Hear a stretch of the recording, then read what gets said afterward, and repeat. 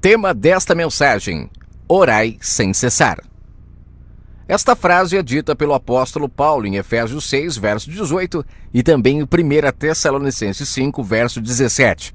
Uma frase de uma pessoa, no mínimo, nascida do Espírito, onde ela entende que quando somos templo do Altíssimo podemos orar sem cessar. Impossível isso acontecer quando ainda buscamos o Altíssimo fora de nós. Uma pessoa, para compreender as Escrituras, ela precisa separar em seu entendimento a velha aliança e a nova aliança, pois se existe uma nova aliança, é porque mudou a maneira de o Pai agir. Existia uma maneira na velha aliança e quando se começa a nova, a velha deixou de ser praticada para então exercer a nova aliança. Vamos entender agora o porquê esta frase, orar sem cessar, é uma frase para a nova aliança e não para a velha aliança. É necessário separar esses dois tempos no nosso entendimento, porque se não separarmos, estaremos remendando o pano novo em vestes velhas. O Messias usou este exemplo de pano novo em vestes velhas, se referindo ao novo momento da humanidade com o velho momento. O novo momento após o madeiro, momento onde o Pai passa a habitar o ser humano, todo aquele que crê. Velho momento, momento onde o Altíssimo não habitava o ser humano, ele habitava a tenda, ele habitava a arca da aliança. Tudo isso só aconteceu pelo fato de o homem haver se afastado do Criador do universo no Éden. Foi daí que veio a palavra pagão. As pessoas estavam apagadas, sem a presença do Altíssimo. Essa presença só veio acontecer novamente em Atos, na descida do Santo em cada ser humano que cresce. Só em Atos é que de fato começa a nova aliança, quando as pessoas começam a receber o Espírito do Santo em si mesmo. É interessante fazer esse resumo para que a compreensão seja plena e a libertação seja total. Vamos entender agora como era a busca ao Altíssimo na Velha Aliança.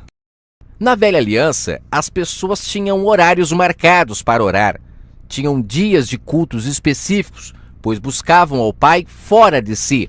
Isso, para eles, era normal, pois o Altíssimo não habitava dentro das pessoas, ele habitava na arca, fora das pessoas. Então existiam dias de cultos, existiam horários específicos para buscar ao Criador do Universo e assim por diante. Essa busca carnal ao Altíssimo tinha dias contados e no madeiro se acaba este modo de buscá-lo. Inclusive no livro de Hebreus, capítulo 9, Paulo fala sobre isso. A primeira ordenança, ou seja, o Velho Testamento, consistia de culto divino com um santuário terrestre. Tinha práticas físicas para buscar ao Pai. Agora iremos ler um texto onde o Messias está trazendo vinho novo ao entendimento das pessoas. Ele vai dizer algo, já se referindo à nova aliança que estava por chegar. Perceba o texto como é dito. Ele joga para o futuro, mostrando que ainda não era o momento, mas que estava chegando. O momento de as pessoas buscarem ao Pai 24 horas por dia, e não mais com horas marcadas, como era na Velha Aliança. Inclusive o fato de ter hora marcada, ele vai deixar claro no texto. Essa prática fazia com que os cães gulosos roubassem das pessoas a verdade do Altíssimo. Por quê? Porque ficava fácil de eles dominá-las. Abra sua Bíblia em Mateus, capítulo 21, verso 13. Ali você encontrará o Messias fazendo uma afirmação para o futuro. Passagem que muitas pessoas distorcem porque não separa bem essa questão da velha aliança com a nova aliança. Enquanto o Messias ainda estava vivo, a velha aliança estava valendo. Ele mesmo sempre dizia para as pessoas irem até os sacerdotes, cumprir toda a lei. Ele mesmo dizia estar cumprindo a lei. Então a velha aliança estava em vigor quando ele estava vivo. É quando ele ressuscita que começa então a nova aliança, a partir do livro de Atos. Isso é uma separação que tem que ficar nítida no entendimento de todas as pessoas. E em Mateus 21, verso 13, ali ele faz uma declaração para o futuro. Está escrito: a minha casa será futuro, chamada casa de oração.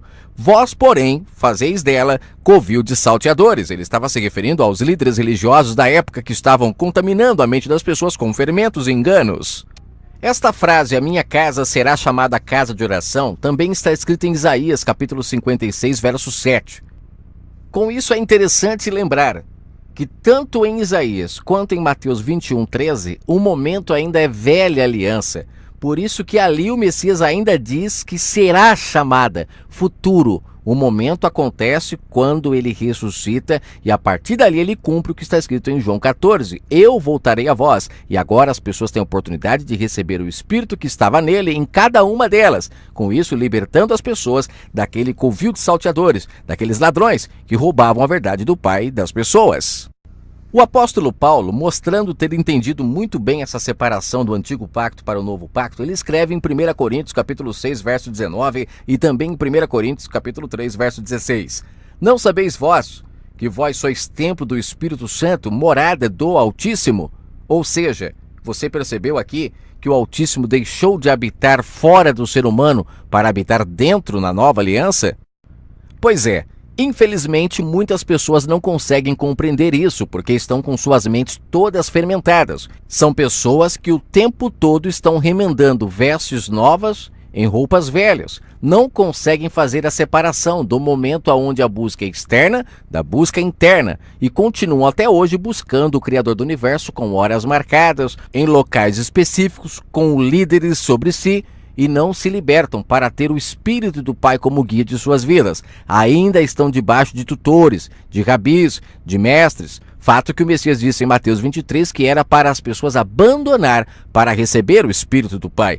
Quando de fato as pessoas compreenderem a separação da velha aliança para a nova aliança, se cumprirá então o que está escrito em Apocalipse capítulo 18, onde se diz: e sobre ela choram e lamentam os mercadores da terra, porque ninguém compra mais as suas mercadorias.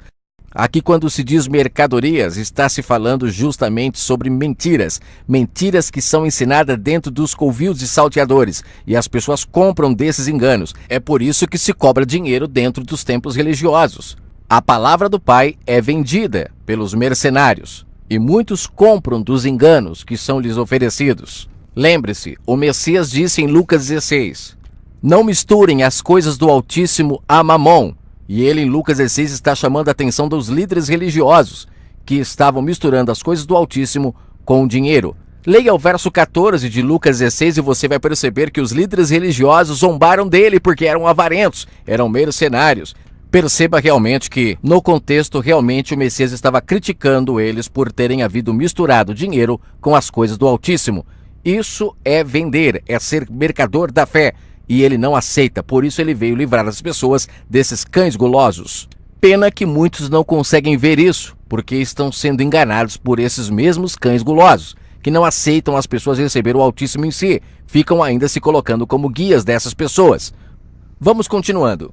No livro de Atos, capítulo 2, todos os que criam recebiam pela fé o Santo em si. Ou seja, quando fala Espírito Santo, está se referindo ao próprio Altíssimo. Ele se assenta então no entendimento das pessoas para ser o guia delas. Mateus 23, verso 9. E ninguém sobre a terra chameis de vosso Pai, porque um é o vosso Pai, aquele que está nos céus. Na velha aliança, o povo parecia santo, mas não tinha o santo em si mesmos, pois estavam com entendimento carnal. Foi só em Atos que o santo pôde descer e habitar o entendimento humano. Foi só no novo pacto que o Espírito Santo pôde habitar a sua tenda, o entendimento do ser humano. No livro de Mateus, capítulo 15, versos 7, 8 e 9, e também em Isaías, capítulo 29, verso 13, aqui o Messias deixa claro que o povo da velha aliança buscava o Pai do lado de fora. E no livro de Mateus ele cita Isaías, capítulo 29, verso 13, como eu já comentei. Ele diz assim: hipócritas, bem profetizou Isaías a vosso respeito, dizendo: este povo me honra apenas com os lábios, mas o seu coração está longe de mim. Em vão me adoram, ensinando doutrinas que são preceitos de homens. A busca exterior só dava margem para hipocrisia. Vamos ler mais um texto. Em João capítulo 14, verso 18, o Messias está ali dizendo de uma forma muito nítida e muito clara que a nova aliança estava para chegar. Ele diz: vocês no novo pacto não serão mais órfãos, vocês terão pai, não homem, mas o Espírito do próprio Pai, aquele que habita em mim, habitará em vocês também, pois eu voltarei a vós. Ou seja, o Espírito do Pai que habitava aquele homem, no novo pacto, quem cresce, receberia o Pai em si, e não seria mais órfão, pois agora teria um Pai, o Altíssimo.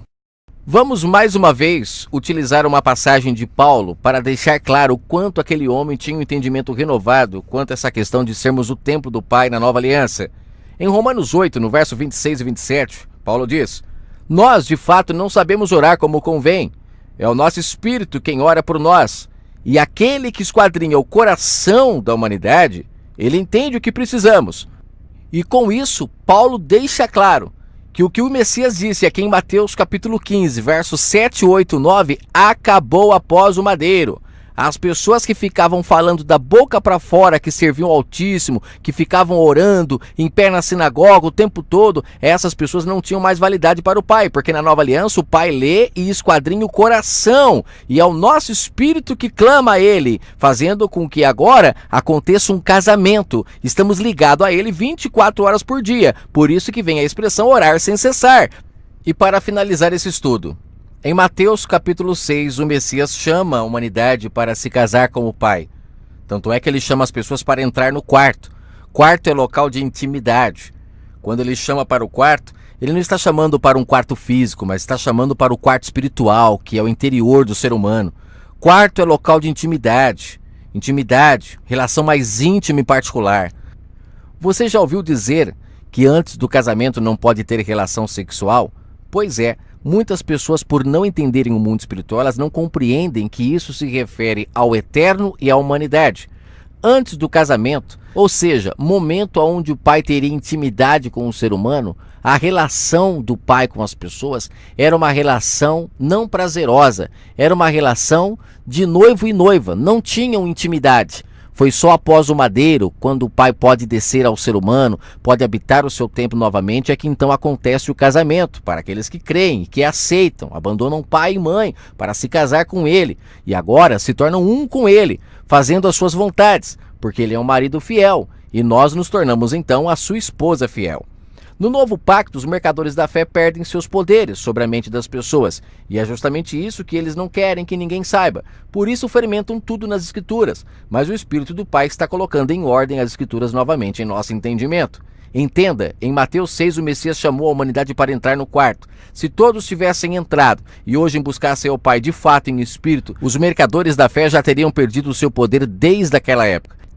A notícia triste é que a maioria das pessoas preferem desobedecer o Messias quando ele diz para não orar mais em pé nas sinagogas, nem nas esquinas, porque o Pai não precisa disso na Nova Aliança. Na Nova Aliança, agora a busca é em espírito, é interior. Mas infelizmente, o que mais vemos são pessoas ensinando as outras a orar de forma exterior, não entendendo nada do que é a Nova Aliança, porque estão fermentadas pelos enganos das cobras, das serpentes, dos cães gulosos. Existem muitos cães gulosos que oram inclusive na TV, para todo mundo ver. Com isso eles deixam claro que não aceitaram entrar no quarto para buscar o Pai. São homens que estão fermentados, não conseguiram entender o plano de salvação do Altíssimo, trazem a Nova Aliança, misturam com a velha o tempo todo, tornam as pessoas 2 vezes mais merecedoras do inferno com o seu ensinamento, e quem não abandona eles não consegue entender de fato o plano do Altíssimo, porque ficam o tempo todo recebendo informações mentirosas desses homens. Homens que não aceitam o sacrifício do Messias. E até hoje estão com os seus covis de salteadores abertos, roubando a verdade do Pai do entendimento das pessoas. Que o Eterno abençoe a sua vida. Espero poder ter te ajudado com esse estudo. E não se esqueça, está predito que a Babilônia cairá e que os mercadores da fé um dia não conseguirão mais vender as suas mercadorias, porque as pessoas estarão libertas. Quem sabe este seja um áudio que liberte muitas pessoas das mãos desses mercenários. Que o Eterno abençoe a todos.